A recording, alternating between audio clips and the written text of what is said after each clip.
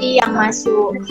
Terus nanti yang pertahanan di ketiganya lebih spesifik lagi Bu yang masuk. Ya, oke. Secara keseluruhan berarti musuhnya selain virus apa?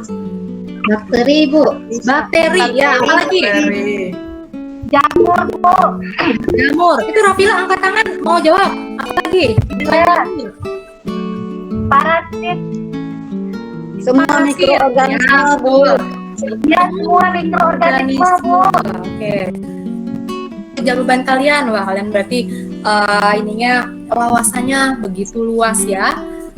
Ya, jadi itulah musuh-musuh yang akan dihantam oleh sistem imun kita. Nah, di tubuh kita itu pertahanannya macam-macam. Ada yang secara fisik, ya itu contohnya kulit. Jadi kulit kita itu kan sekedar ya supaya gimana ya, halus lembut itu ada gunanya. Jadi itu sebagai barrier pertama untuk kuman itu masuk. Ya, itu kan ada epidermisnya ya, paling atas itu ada epidermis, susunan sel-selnya itu rapat, tapi kalau rusak dikit aja itu bisa mikroba masuk ke dalamnya. Nah, itu untuk kulit ya. Lalu pertahanannya ada yang berupa mekanik, di mana di hidung kita itu ada rambut-rambut hidung. Jadi rambut-rambut hidung jangan dicabuti ya. Nah, itu ada gunanya, bukan buat aksesoris saja. Lalu secara kimia tuh ada air mata. Sekali nangis nggak apa-apa ya, biar air matanya keluar karena di situ ada proteinnya, ada lisozim, itu yang akan menghancurkan dinding sel bakteri. Terus ada mukus ya, lendir-lendir, lalu ada saliva itu air liur ya. Nah, jadi ini spesifik dan non spesifik. Oke. Ya, ini jelas tadi ya, pertahanan non spesifik, jadi garis pertahanan pertama dan kedua. Lalu untuk yang ketiga, ini adalah pertahanan spesifik. Ya. Di sini untuk yang spesifik ada limfosit antibody. Berarti untuk yang ketiga ini terjadi pembentukan antibody. Kenapa terjadi pembentukan antibody? Karena musuhnya itu sudah dikenali. Iya Bu. Ya. Ya, ini agak cepetan, tapi kalau kalian ada yang mau ditanyakan silakan saja ya, nanti kalau tidak sempat ini Bu Lina jawab di pertemuan selanjutnya. Lalu ini garis pertahanan pertama ada kulit, ada mukosa ya, lalu ada sebagai pertahanan kimiawinya di kulit itu pH-nya dijaga 3-5. Kok bisa? Ya karena ada sekresi kelenjar keringat dan kelenjar minyak. Nah, kalau pH kulitnya asam itu kan mencegah bakteri itu berkolonisasi, memperbanyak diri ya. Lalu garis pertahanan kedua ini merupakan sel-sel leukosit yang fagositosis. Jadi yang mantep tuh bisa makan-makan bakteri atau zat-zat asing ya, atau jaringan-jaringan yang sudah rusak. Lalu ada sel pembunuh alami yang kalian mungkin taunya NK cell ya, natural killer cell. Lalu ada protein antimikroba, ada respon peradangan. Nah, ini ada sel darah fagositosis nih. Ya, terutama neutrofil ini 70% nih, paling banyak. Lalu monosit ini nantinya akrofage ya, pada saat di dalam sel.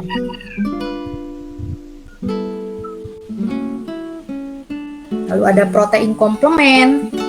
Ya, ini masih komponen untuk gerbang kedua ya, masih yang non spesifik. Lalu di sini ada respon peradangan. Nah, untuk proses terjadinya inflamasi, kayak kira-kira ini kita masih ada waktu untuk melihat. Ini hanya 1 menit saja kok ya. Nanti nggak apa-apa belakangan kita lihat ininya ya, video untuk inflamasinya. Jadi kalau terjadi peradangan, infeksi karena adanya patogen yang masuk, itu akan terjadi panas, bengkak, sakit, kulit merah, gatal. Nah, itu ada penyebabnya. Kenapa sih bisa panas? Bu. Kenapa bisa bengkak dan lain-lain? Bu. Ya, jam kedua nanti masuk. Iya Bu. Lagi Bu. Oh, gitu ya. Berapa menit Iya. lagi Bu? Siti? 10 menit. 10. Oke, ya nggak apa-apa, kita percepat ya, karena bahan yang ini sebenarnya ya sudah Ibu kasih ya, jadi hanya untuk penguatan saja. Jadi Ibu lewatkan, nanti kalian bisa ulangi lagi baca di rumah. Sekarang kita masuk diskusi, ya masuk diskusi saja. Mungkin waktunya sekitar 2 menit bisa ya. Silakan diskusi kelompok. Ya, kelompok pertama Tiwi, kelompok kedua Iwan, kelompok ketiga Syafaatul. Silakan. 2 menit ya. Nah, dari diskusi ini Ibu akan menilai keaktifan kalian, laporannya, lalu juga presentasinya ya.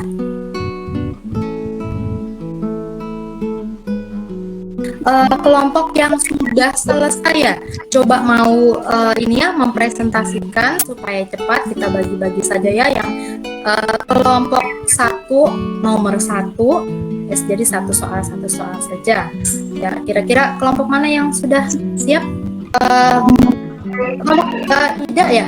Boleh Bu. Ya boleh. Ida. Saya Bu ya mewakili ya. Kelompok Ya. 1 ya. Ya silakan. Yang pertama kan tadi di LKPD-nya pertanyaannya tentang vaksin Bu kan? Ya. Vaksin itu merupakan respon imun Bu yang non spesifik.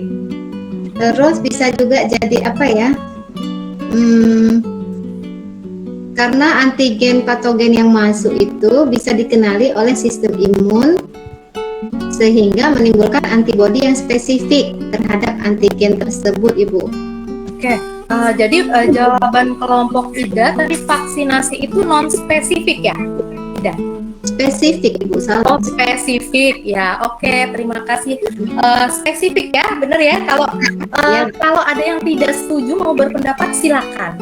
Oke, selanjutnya kelompok siapa yang akan menjawab?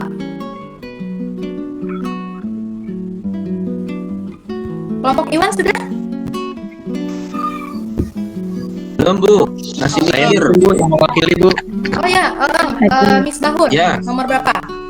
Nomor 2 Bu. Jadi itu kayaknya tertusuk duri ya Bu ya. Ya. Inflamasi atau peradangan karena tertusuk duri itu. Nah jadi bisa menimbulkan sakit bahkan bisa demam Bu.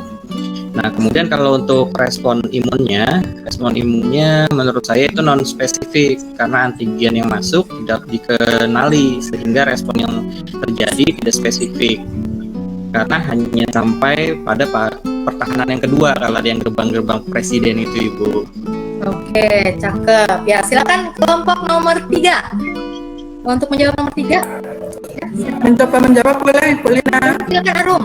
Ya, saya menjawab ya Bu mewakili teman-teman. Ini untuk komponen penyusun apa namanya imun. Yang pertama itu ada limfosit T ya. Limfosit T itu dia termasuk sistem respon non spesifik. Kemudian lisozim itu spesifik Bu, maaf untuk yang tadi limfosit spesifik ya, untuk lisozim non spesifik.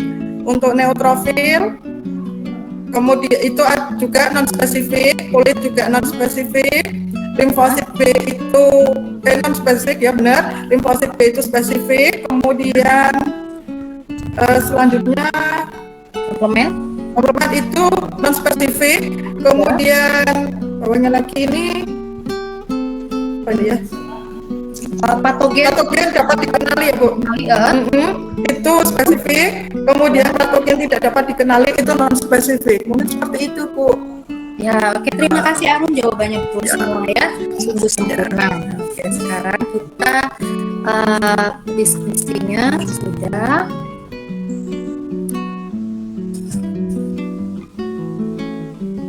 Ya, sekarang kita masuk pada kesimpulan. Nah, Ibu minta salah satu memberikan kesimpulan untuk pelajaran kita hari ini. Nah, dengan tujuan pembelajaran itu sudah tertera, maka kesimpulannya apa ya? Saya Bu, Siapa nih? Ya, Ida, silakan. kesimpulannya sistem pertahanan non spesifik itu berarti melibatkan garis pertahanan pertama dan kedua. Tidak mengenali jenis patogennya atau antigen. Ya. Itu aja Bu ya. Oke, yang lainnya? Ada lagi? Mau Saya, nambah? Bu. Ya, Siti. Bu, sistem pertahanan yang spesifik melibatkan garis pertahanan ketiga yang mengenali jenis patogennya atau antigennya sehingga terbentuk antibodi yang spesifik. Ya, betul sekali Siti. Kayaknya bisa satu lagi yang memberi kesimpulan. Saya Ibu. Saya Bu. Siapa nih? Oh, siapa? Atul.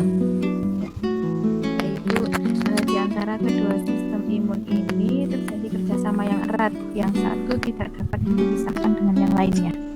Oke, terima kasih buat kesimpulan kalian ya. Nah, tadi kan Ibu sambil menilai juga ya, siapa di antara kalian yang kira-kira kinerjanya baik, yang aktif, yang sering respon. Oke, ini yang paling aktif ya, saya umumin aja ya, yang paling aktif itu Ida. Dan pelajaran selanjutnya tetap semangat ya, teman-teman yang lainnya pun juga sudah bagus ya, cuman memang harus ada satu yang diumumin ya, yang lainnya juga sudah sangat baik ya, mendukung ya. Jadi pengetahuan sistem imun itu penting. Nah, untuk membuat kita tetap sehat. Contoh penerapannya pada apa saja tadi ya? Penerapan imun tadi pada apa? Siapa yang menjawab ini ya? Rista, penerapannya pada apa tadi? Vaksinasi. Lalu? TPM Bu. Vaksinasi, Ya. terus Nah, apa ya? apa ya? Oke, ada ini ya, vaksinasi, ada PPK juga ya. Oh dan iya, lain-lain. PPK. Penerapannya. Lupa, Bu. Ya, nggak apa-apa. Soal-soal sudah Ibu upload di Google Classroom, nanti di rumah kalian bisa kerjakan ya. Lalu untuk pertemuan selanjutnya, kita akan belajar mengenai kelainan atau penyakit pada sistem imun. Ya, jangan lupa ya, pertemuan selanjutnya kalian datang ya. Ibu undang kayak mau undang ke pesta ya. Ojo lupa. Nah, tak kenal maka tak kebal. Vaksin melatih tubuh untuk kenal, lawan, dan kebal dari penyebab penyakit seperti virus atau bakteri.